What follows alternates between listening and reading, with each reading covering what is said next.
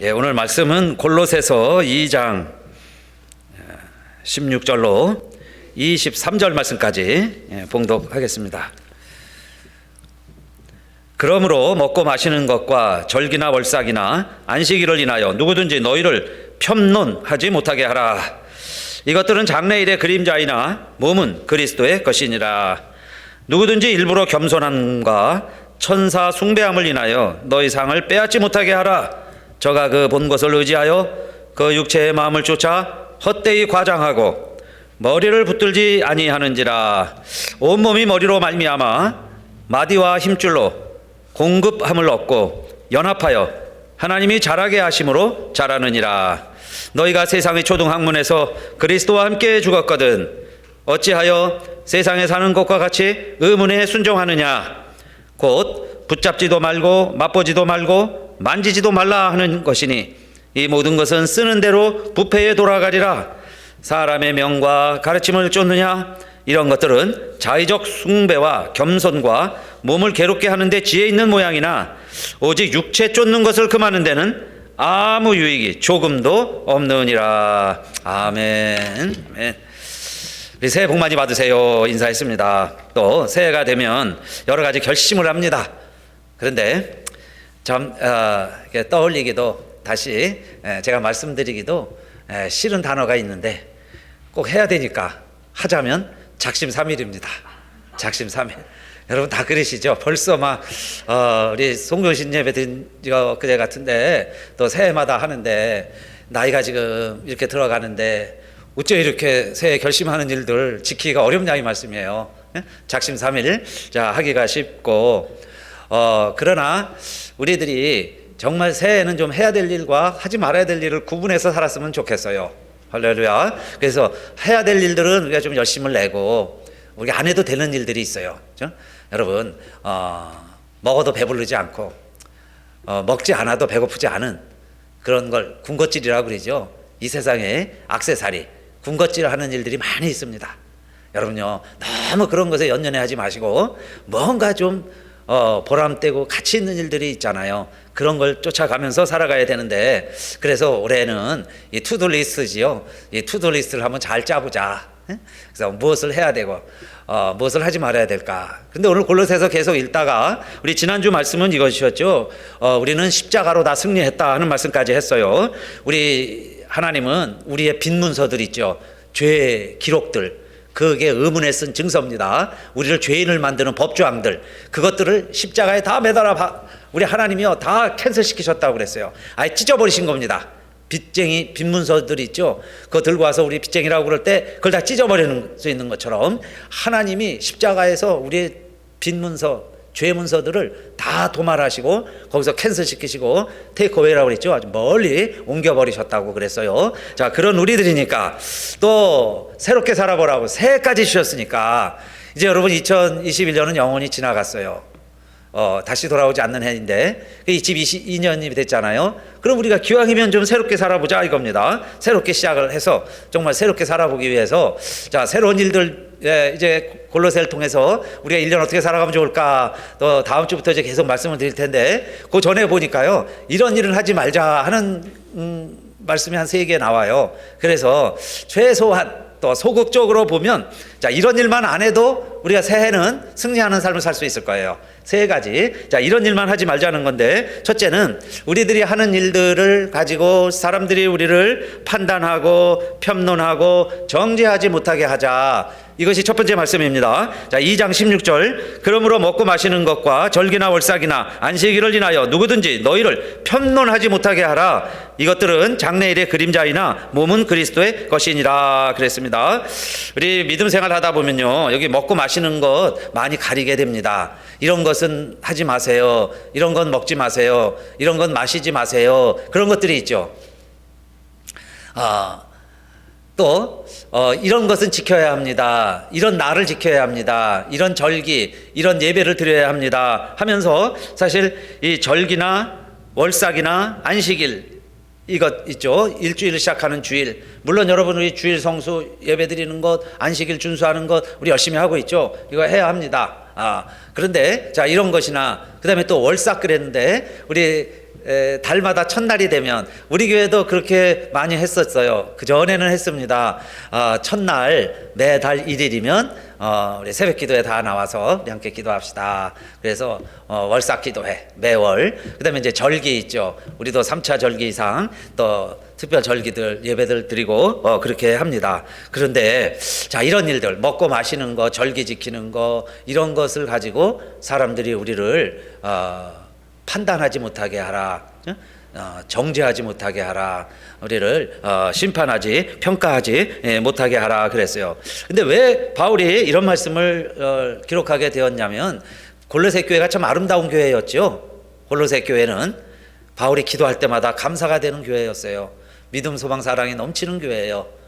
그 사랑을 전달해 주는 사람들이 많은 교회였습니다. 그렇게 아름다운 교회임에도 불구하고 그 다음에 그들이 점점 어떤 유혹을 지금 받고 있냐면은 그 하나님의 말씀이 아닌 이제 세상의 것을 자꾸 지켜가면서 우리가 의로워지고, 또 교우들 간에도 이방인들 출신 교인들도 있는데 그들에게 유대인들, 교인들은 유대의 법을 또 강조하는 일도 생기는 거예요. 교회 안에서 유대의 전통도 지켜야 된다 그러면서 옛날 구약시대의 그런 유대인들의 선민의식에서 나오는 그런 율법 조항들, 이런 것도 지켜야 되지 않느냐. 또 그 당시 그리스 시대에 이제 한참 막 그리스 문명이 온 세상을 지배하고 다스릴 때 그런 문화와 문명을 이렇게 따라가야 되는 그런 유혹도 있어요. 그런 것들, 그러면서 교회 안에서도 이런 것을 우리가 지켜가야 되지 않냐.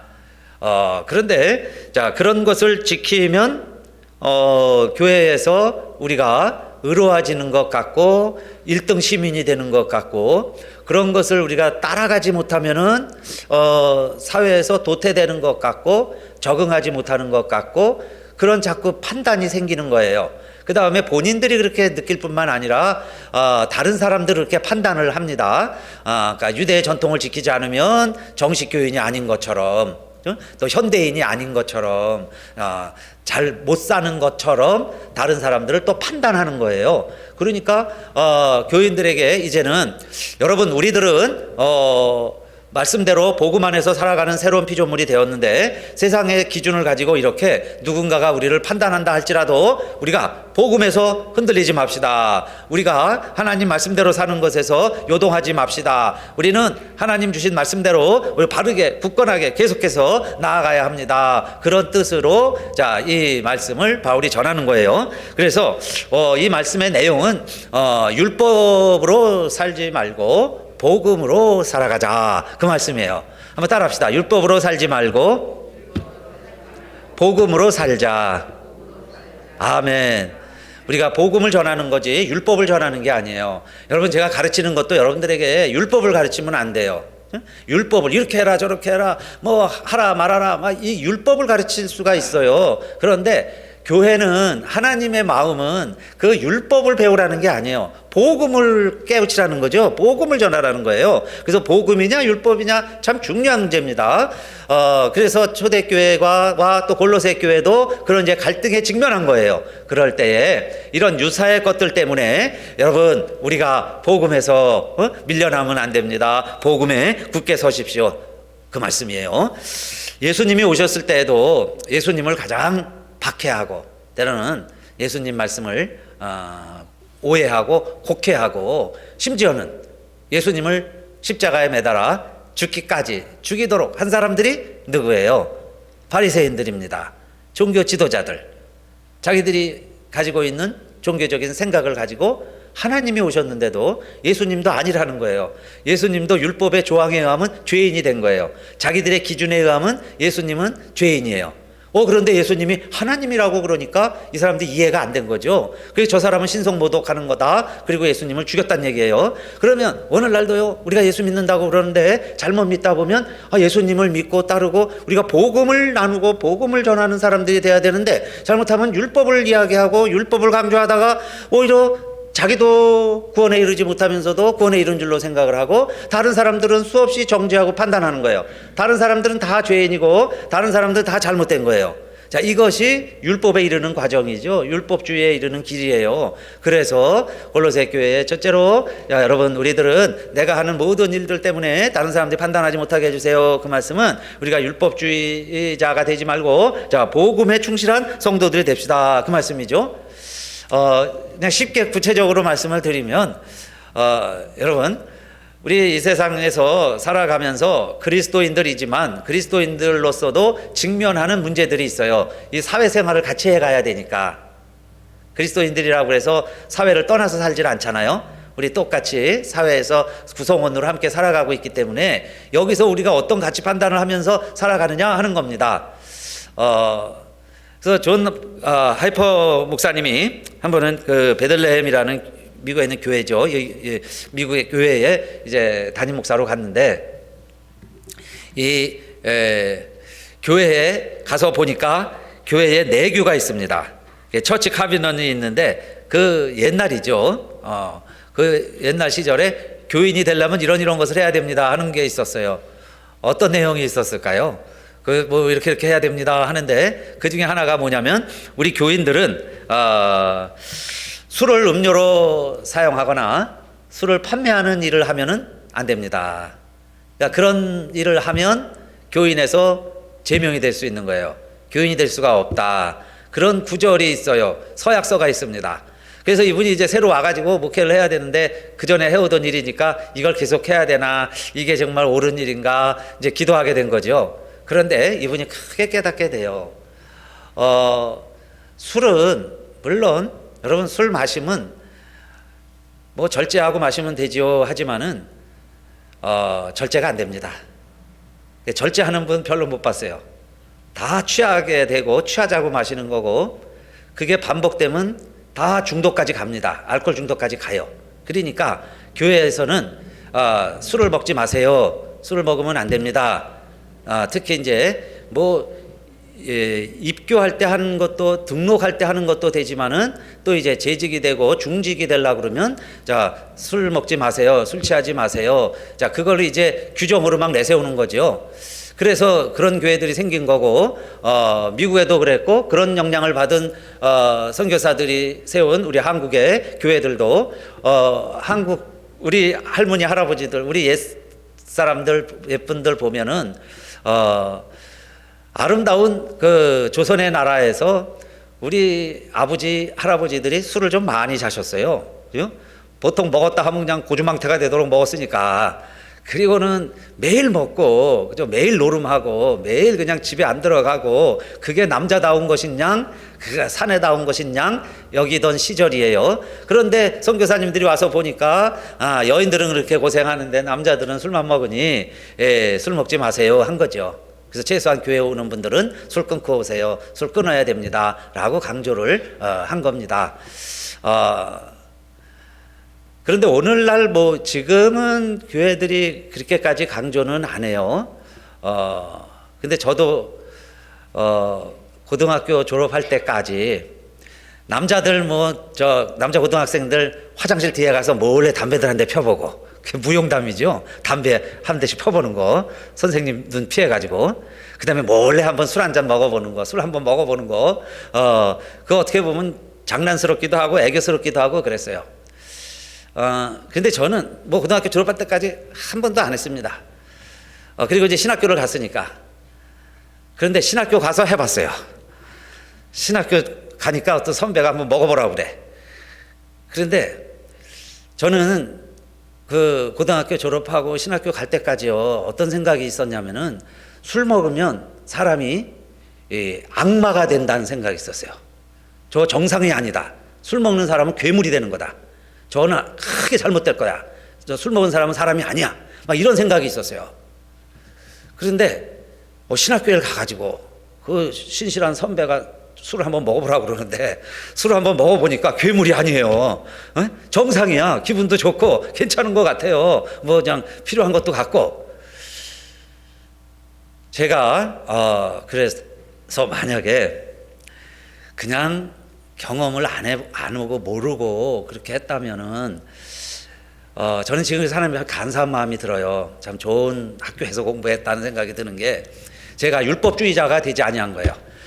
그런 경험이 없으면요 지금도 그럴 거예요. 술 먹으면 다 죄인이야. 술 먹으면 나쁜 놈이고 안 된다. 그런 마음이 들 거 아니에요. 그런데 사실은 그게 그래서 나쁜 게 아니에요. 그러나 물론 맛보지도 말고 이제 세 번째 나오죠. 만지지도 말고 그런 말씀도 있어요. 그러니까 보지도 말아라. 쳐다보지도 말아라.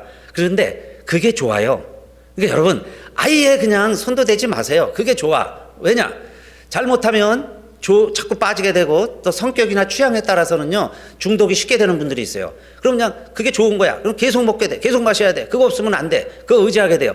그렇게 되면 중독에 빠지는 거예요. 그러면 중독이 되는 것보다 중독이 될 수 있으니 아예 안 하는 게 낫죠. 그런데 아예 하지 말아라 그러면 그게 지켜질 수 있으면 좋겠어요. 그런데 어느 순간에 한번 취할 수도 있고 먹을 수도 있고 마실 수도 있고 어울릴 수도 있어요.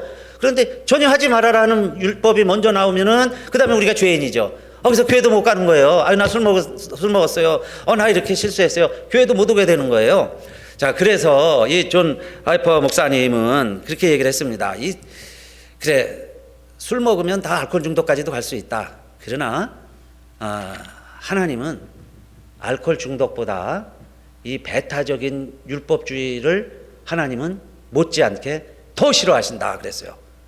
알코올 중독보다 배타적인 율법주의자들을 하나님은 더 싫어하실 것이다. 내가 그 확신에는 변함이 없습니다. 그 이야기예요.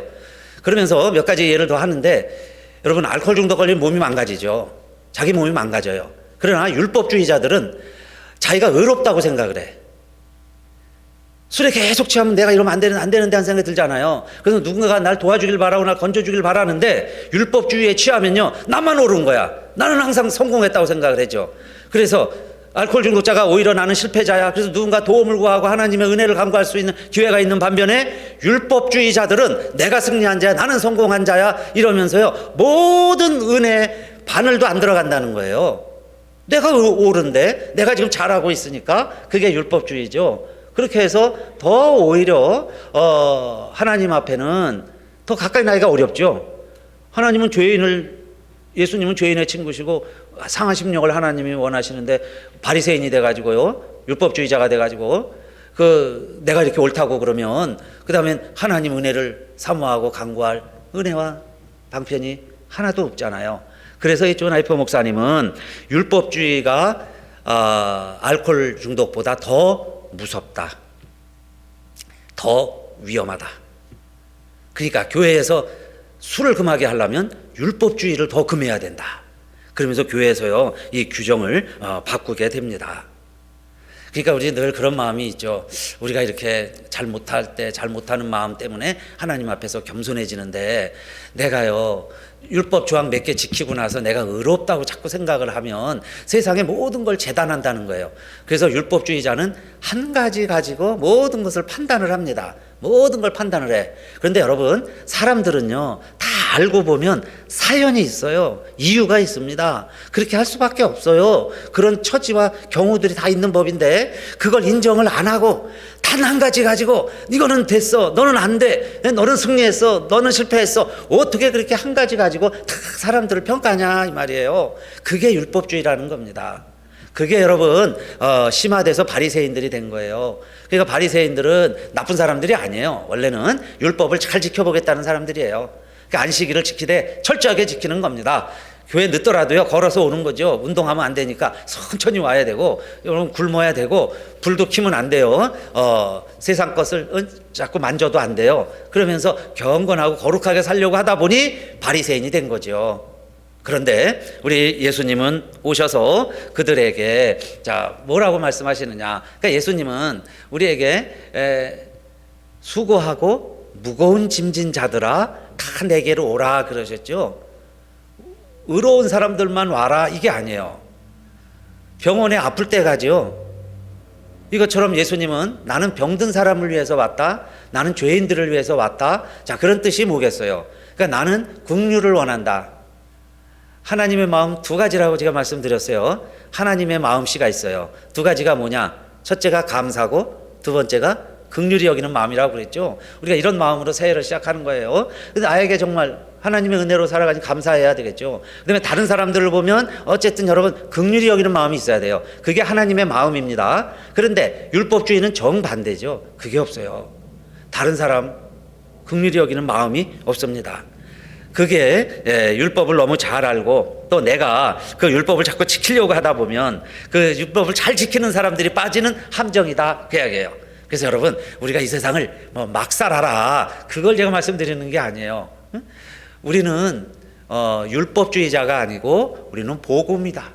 복음으로 살아가는 사람들입니다. 그래서 우리가 복음을 계속 말씀드리고 우리가 복음을 전하고 복음을 나르는 거예요. 복음은 사랑과 함께 전달이 됩니다. 그래서 올해는 자 복음이 뭐냐 하는 것, 또 우리 복음을 전하는 사람들 어떻게 살아가는 거냐 하는 말씀을 이제 계속 드리게 될 겁니다. 그래서 우리의 마음은 이제 첫째 두 가지 아들의 길이 있어요. 그게 뭐냐? 첫째는 탕자처럼 다 실패하고 다 까먹었을지라도 그래도 아버지 집이 그립고 아버지 집에 가면 그래도 내가 아들인데 그러나 이제는 아들의 자격은 다 잃어버렸으니 품꾼의 하나로라도 나를 받아주면 아버지 집에 가서 이제는 아버지와 함께 내 모습이 어떠하더라도 아버지가 나를 어떻게 평가할지 모르지만은 그냥 아버지 집에 사는 것이 내 인생의 최고의 기쁨이었구나. 이걸 알고 발견하고 아버지 집으로 돌아오는 사람, 그게 탕자죠. 그런데 그때까지도 아버지 집에서 일 열심히 하고 아버지 집에 있었고 돈 하나 손에 안 보고 이웃 사람들이 다 칭찬하고 그렇게 착하게 산 형이 있습니다. 그런데 예수님은 우리 보고 어떻게 살라는 거예요? 형이 되라는 겁니까? 탕자가 되라는 거죠. 탕자처럼 우리가 돌아오라는 거예요. 아버지 집에 돌아와라. 그건 뭐예요? 율법으로 하나도 저촉된 게 없는 사람이 형입니다. 율법적으로는 의로울 수 있어요. 그래서 나는 그러죠. 여기서 이렇게 살았다는 거예요. 그게 형입니다. 그런데 예수님은 그렇게 살라고 하는 게 아니죠. 그렇게 살지 말고 그 이야기예요. 내가 지금 어떻게 살았든지 다시 아버지 집에 돌아오면 아버지의 기쁨이 되고 아버지가 잔치를 베풀어주면 거기서 주인공이 되는 거예요. 그래서 나는 이제 아들이 아닙니다. 품꾼에 하나 써주세요. 근데 아버지는 너는 아들이다. 이렇다가 찾은 내 아들이다. 좋은 신발 신어라. 가락지를 끼워라. 이러면서요 막 송아지를 잡고 막 잔치를 베풀어 주세요.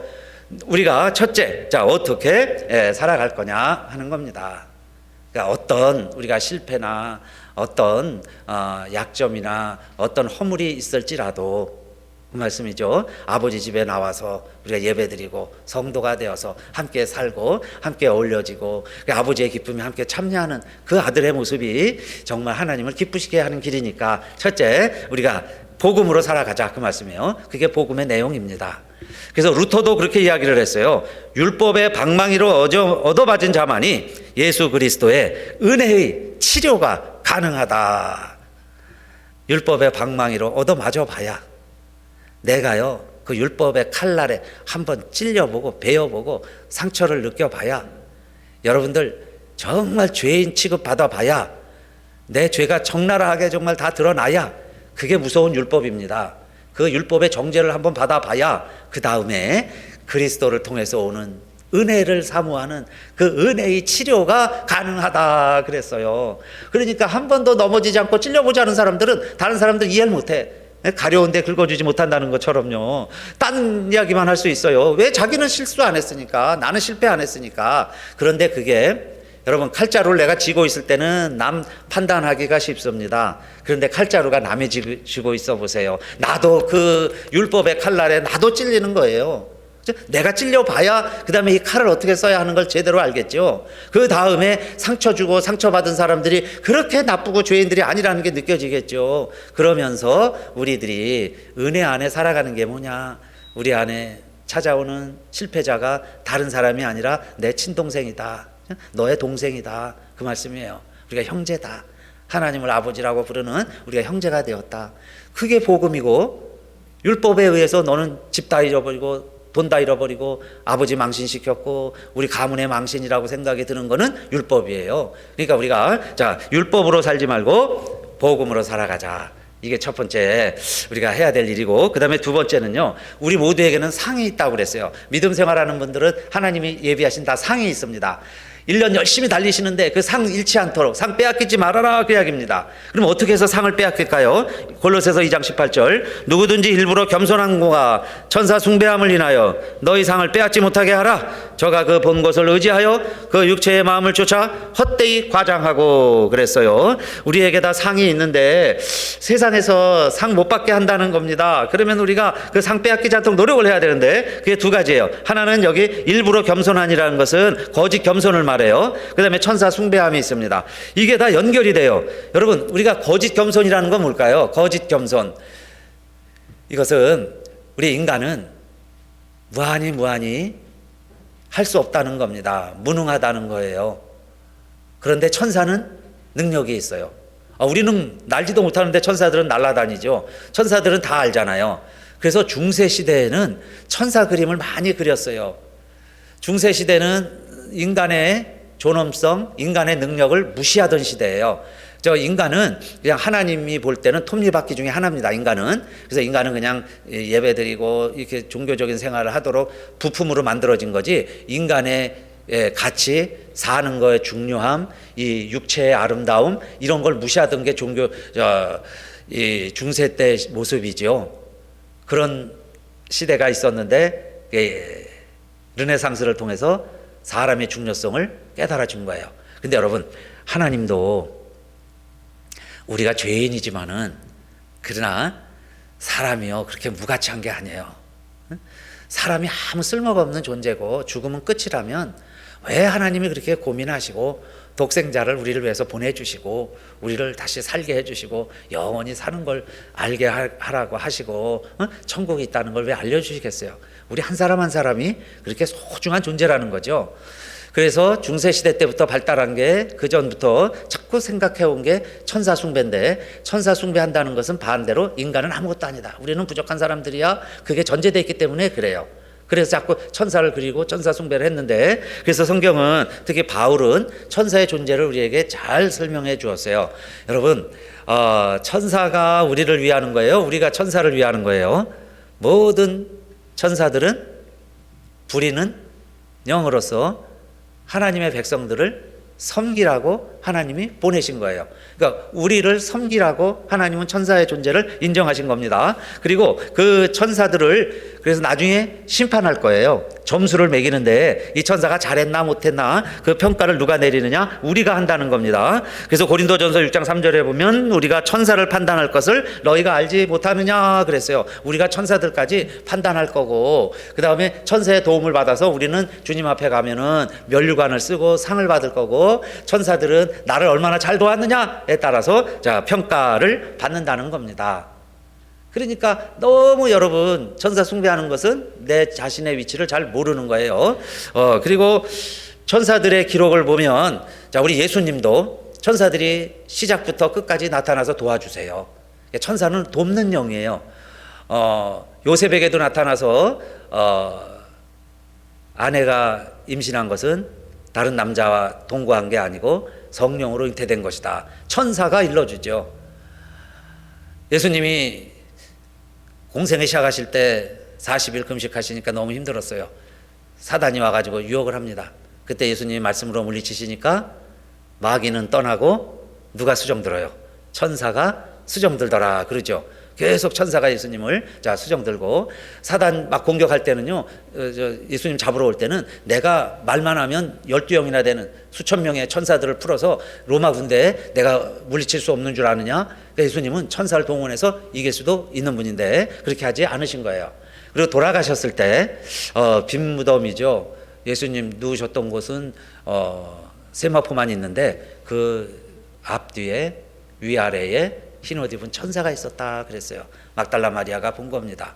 천사가 끝까지 예수님 자리를 지켜주고 결국 우리 예수님도 하나님 우편에 계시죠. 그런데 자 이런 천사들이 예수님만 돕는 게 아니라 구원 얻을 우리들을 위해서 예수님은 필요한 때마다 천사를 보내서 우리를 도우시겠다는 거예요. 그러니까 우리는 어떤 마음을 가져야 되느냐?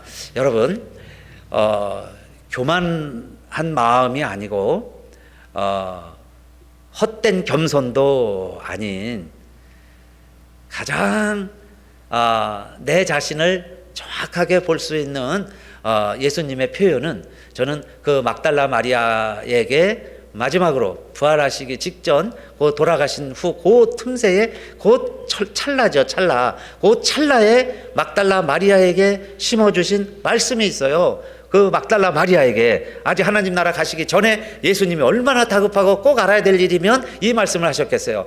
내가 아직 하늘나라 들어가지 못했는데 내가 너에게는 알려준다. 그러면서 뭐라고 그러시냐면 나는 나의 하나님에게로 간다. 그런데 그 하나님이 너희의 하나님이시다. 나의 하나님, 너희의 하나님에게로 내가 이제 간다. 그리고 또 말씀하시죠. 나는 내 아버지에게로 간다.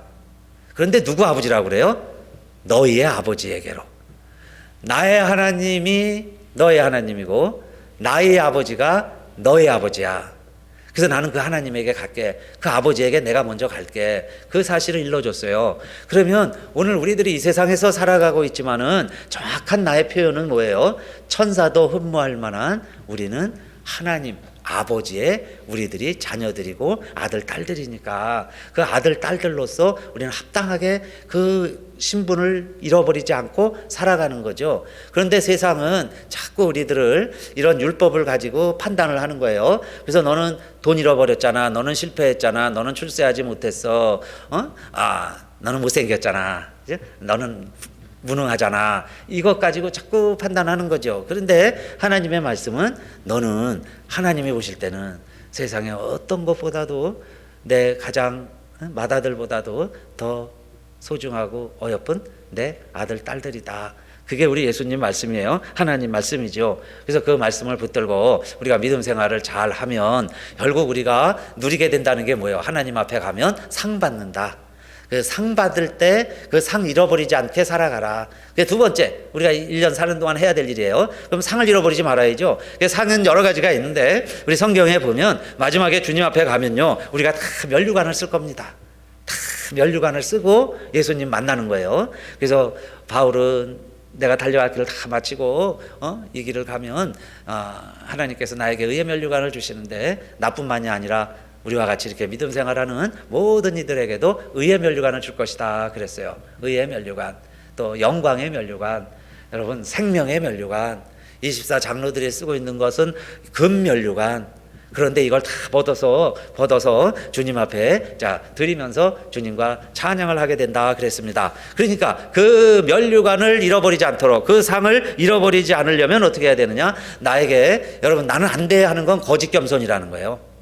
그리고 괜히 뭐 천사나 뭐 이상한 걸 숭배하고 그럴 필요 없어요. 내가 천사보다 하나님 보실 때는 더 아름답고 더 귀한 존재들이고, 그래서 우리 자신이 하나님 앞에서 이 신분 에서처럼 팔아버리고 잃어버리면 안 돼요. 세상에서 이 상을 잃어버리지 않도록 하는 것, 이것이 나투두 리스트의 두 번째다 그 이야기입니다. 그 다음에 세 번째는 우리가 이렇게 해서 하나님의 자녀가 되었는데 그 다음에 또다시 세상의 초등학문이나 세상의 율법이나 세상에서 이거는 하세요, 이건 하지 마세요, 아까 말씀드린 거 있죠? 그 율법주의, 그걸로 돌아가는 거예요. 그러면 내가 이제 좀 알고 하다 보면요, 더 강한 율법주의자가 될 수 있어요. 이제 더 잘 지켜야 되는데 이렇게 될 수 있어요.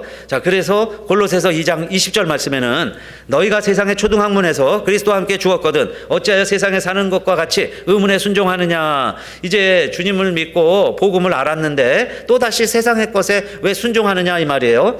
세상의 율법이라고 하는 것은, 세상의 법이라고 하는 건 이겁니다. 2장 21절 곧 붙잡지도 말고 맛보지도 말고 만지지도 말라 그랬어요. 여러분 이게 옳은 건가요? 잘못됐다는 이야기예요. Do not handle, do not taste, do not touch예요. 만지지도 말아라, 만지지도 말아라. 이런 이야기들을 초대교회 때 많이 했습니다. 사실 오늘날도 이걸 가르치는 거예요. 교회에서도 만지지도 말아라, 보지도 말아라, 입 밖에도 내지 말아라.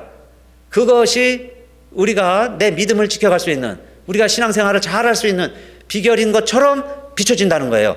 그런데 바울은 뭐라고 이야기합니까? 그 다음에 22절에 이 모든 것은 붙잡지도 말고 맛보지도 말고 만지지도 말라 하는 것은 이걸 하는 대로, 이거 쓰는 대로 다 여러분들은 부패에 돌아가리라. 부패한다는 거예요. 다 썩는다. 너가 먼저 더 잘못된다. 우리가 더 잘못될 수 있다는 이야기죠. 그러니까 이렇게 하지 말아라라는 거죠. 이렇게 하지 말아라. 만지지도 말라. 그게 옳은 것 같은데 그게 옳은 게 아니다. 그 말씀이에요. 만지지도 말라 하는 건요, 굉장히 율법적인 내용입니다. 율법의 내용이에요. 그 모든 것을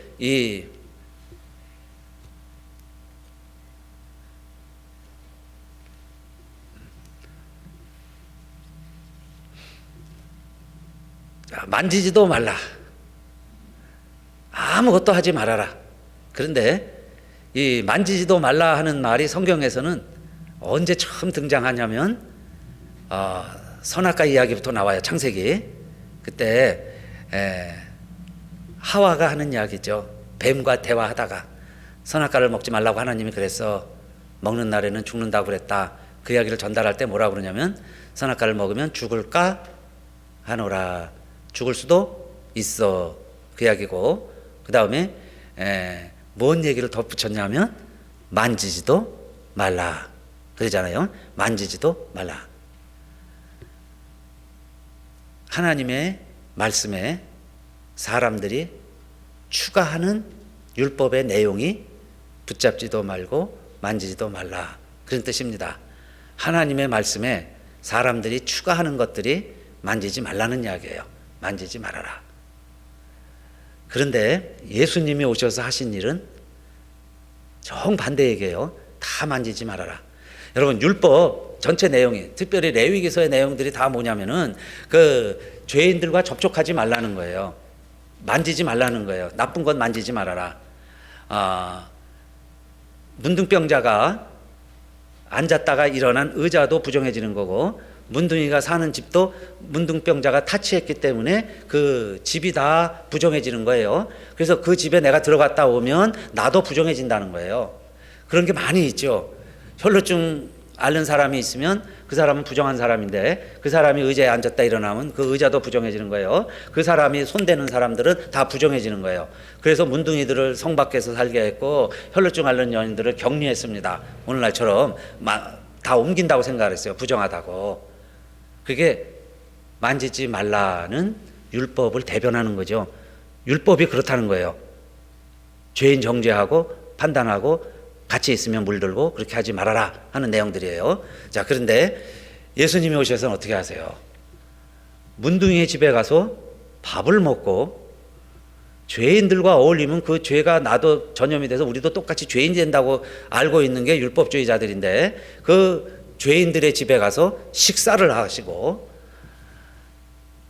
혈루증 앓는 여인은 다른 사람들이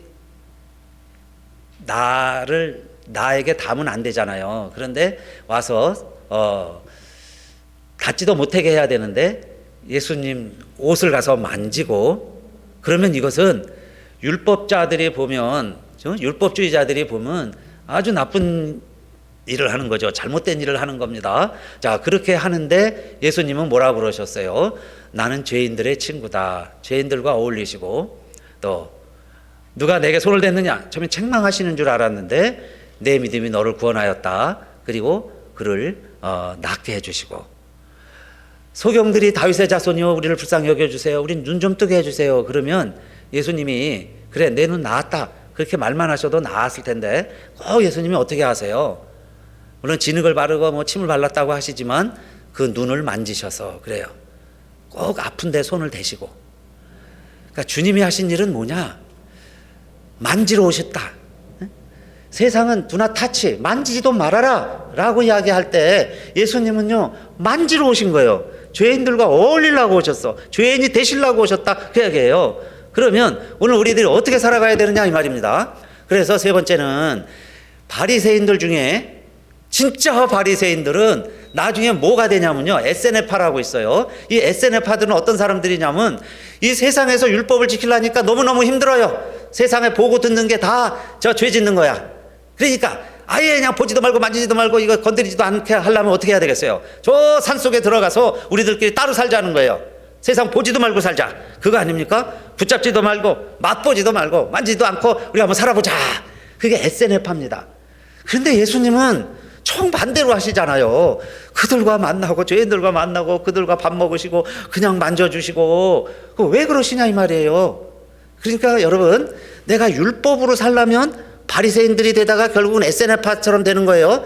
그래서 결국 나만 옳은다고 생각하고 이게 옳다고 생각했는데 자기도 옳지 못하고 자기도 속고 다른 사람들도 다 정죄하고 판단하고 결국은 천국이 아니에요. 점점 구렁텅이로 빠져들어가는 사람이 있는가 하면 예수님 말씀대로 사는 사람들은 실패한 것 같고 좌절한 것 같은데 죄인인데 세상에서는 나를 용서 못하는 안 해주는데 뭔가 주님 안에서는 내 희망이 있고 용기를 얻게 되고 새롭게 살아보게 되고 그 희망을 주는 것이 예수님이었죠. 그래서 다 예수님께 나와서는 그들이 힘을 얻고 새 사람이 되고 정말 새롭게 살아가는 주인공들로 되어가고 있습니다.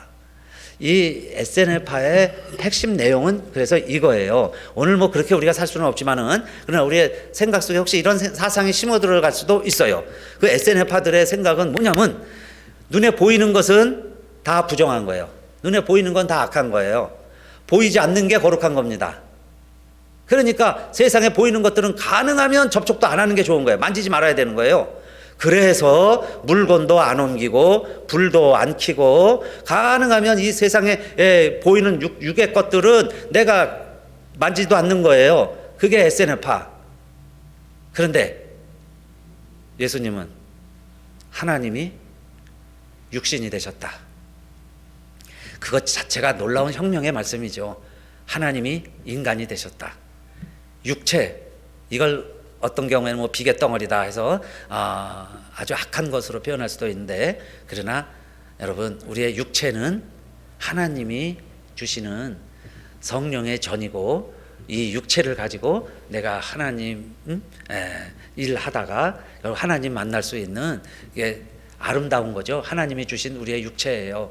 그러니까 이 육체는 나쁘고 육신의 생각은 다 그릇된 거고 영, 안 보이는 거룩한 것만 그것만 하나님의 것이다 라고 믿는다면 그게 곧 SNF파다. SNF파가 여러분 예수를 잘못 믿는 거지, 예수님은 그걸 원하신 게 아닌 거기 때문에. 그래서 성경을 계속 보세요. 예수님이 하신 건 뭔가 우리에게 다른 걸 이야기하시죠. 그래서 세례 요한의 제자들은 금식을 많이 했습니다. 그런데 이 예수님의 제자들 보니까 금식을 안 해. 먹고 마시는 거 좋아합니다. 그래서 이야기하죠. 당신의 제자들은 어찌하여 금식을 안 합니까? 그럴 때 예수님의 말씀이 뭐였어요? 왜 금식을 안 한다고 그랬어요? 신랑과 함께 있는 동안에는 슬퍼할 수 있느냐? 그러나 신랑을 빼앗길 날이 올 텐데 그때는 금식하리라 그랬습니다. 그 말씀이 뭐예요? 오늘 여러분, 예수님과 함께 있으면, 예수님과 더불어 살아가면 그 매일매일이 혼인잔치와 같은 날이다. 기쁘고 즐거운 날이다. 그러나 주님이 없이 살아가려고 그러면 그게 주님을 빼앗긴 날들이에요. 그러면 힘들고 어렵죠. 그러니까 주님이 없을 때는 여러분 금식하고 사실 애통하고 그러면서 다시 주님을 찾아야 돼요. 그런데 주님이 함께 계시면 어떤 날들이에요? 그게 혼인 날들이죠.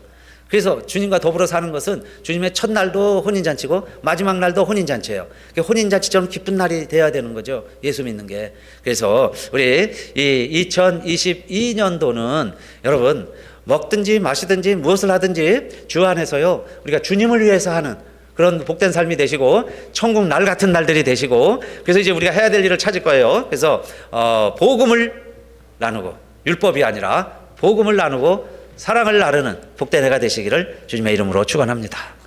우리 함께 일어나셔서 찬송합시다.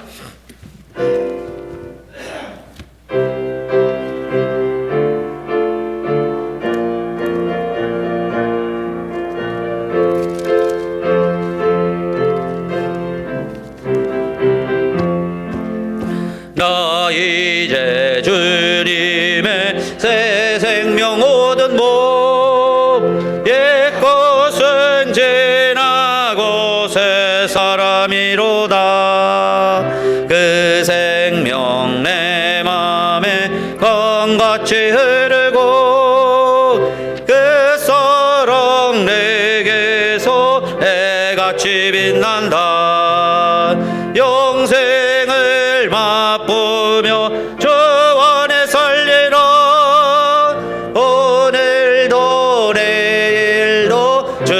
함께 살리라. 주 안에 감추인 새 생명 얻으니 예전에 줬던 곳 이제는 값없다. 하늘의 은혜와 평화를 맛보니 찬송과 기도로 주 함께 살리라. 영생을 맛보며 주 안에 설리로 오늘도 내일도 주 함께 살리라. 산천도 조목도 새 것이 되었고 죄인도 원수도 친구로 변한다. 새 생명 얻은 자 영생을 맛보니 주님을 모신 모세 하늘이로다. 영생을 맛보며 주 안에 설리로 오늘도 내일도 주 함께 살리라. 주 따라가는 길 험하고 먼도 찬송을 부르며 뒤따라가리라. 나 주를 모시고 영원히 살리라. 날마다 섬기며 주 함께 살리라.